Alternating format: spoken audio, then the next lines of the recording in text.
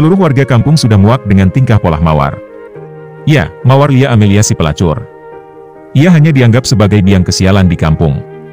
Tidak ada saudara yang bisa membujuk Mawar untuk kembali ke jalan yang benar, karena Mawar tidak pernah mau menggubrisnya. Sebenarnya, Mawar anak yang baik.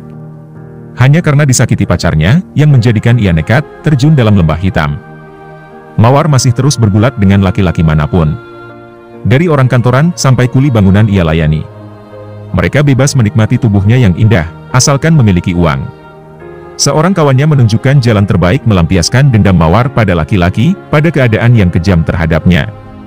Hari-harinya dilalui dalam pelukan laki-laki yang berbeda-beda, silih berganti.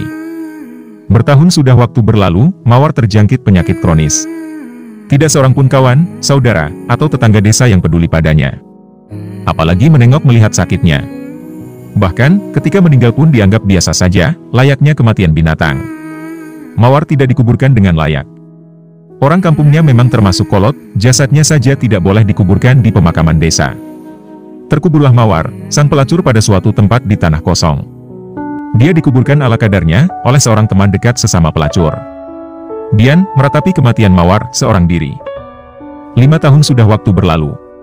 Tidak seorang pun yang mengenang Mawar. Mawar hanyalah satu potret yang harus dirobek dari sejarah kampung, dari riwayat kampung yang teramat kolot, yang masih menganggap kesalahan fatal adalah hukuman seumur hidup bagi si pelaku, apalagi bagi seorang Mawar, yang tidak berdaya apa-apa. 5 bulan yang lalu, kampung tersebut geger. Kampung di mana Mawar terkubur dengan begitu saja, tanpa tata cara, tanpa ritual. Sebuah proyek besar untuk pembuatan jalan tol, kebetulan melewati kampung tersebut, juga melewati kuburan Mawar. Bulldozer yang memiliki kekuatan ratusan ton, tidak mampu menembus tanah di mana Mawar dikuburkan. Berkali-kali moncong bulldozer diarahkan, berkali pula orang terkesima. Karena tanah itu bagaikan batu karang yang teramat kokoh, tidak tersentuh sama sekali.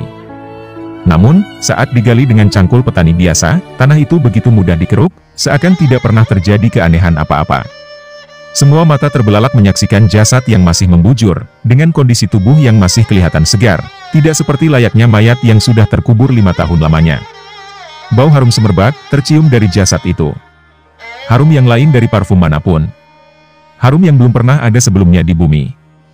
Harum yang keluar dari jasad seorang Mawar, yang sudah terkubur 5 tahun lamanya.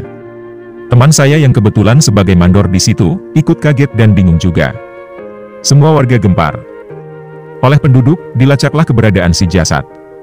Dari teman almarhum Mawar yang masih menjalankan profesinya sebagai pelacur, terungkap bahwa dia sudah taubat 1 tahun sebelum meninggal. Dia tidak menceritakan taubatnya itu kepada siapapun, termasuk kepada saya. Ujar Dian, teman dekatnya Mawar Lia Amelia. Semua Mawar curahkan pada buku hariannya.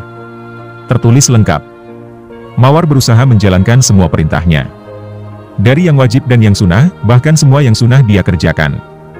Mawar menjalankan dengan ikhlas. Buku harian itulah, saksi utama semua ratapan dan jerit penyesalan seorang Mawar, seorang pelacur yang bertobat dengan diam-diam. Semua mata berkaca-kaca. Terlihat begitu sedih dengan roman penyesalan yang jelas tergambar. Hari itu pemakaman Mawar. Pemakaman kembali seorang bekas pelacur, yang pernah terhina begitu rupa. Setelah terkubur selama 5 tahun, Mawar dimakamkan kembali dengan layak. Dimakamkan selayaknya pemakaman seorang manusia biasa, yang diiringi doa-doa, dan ratap penyesalan dari saudara, dan warga kampung.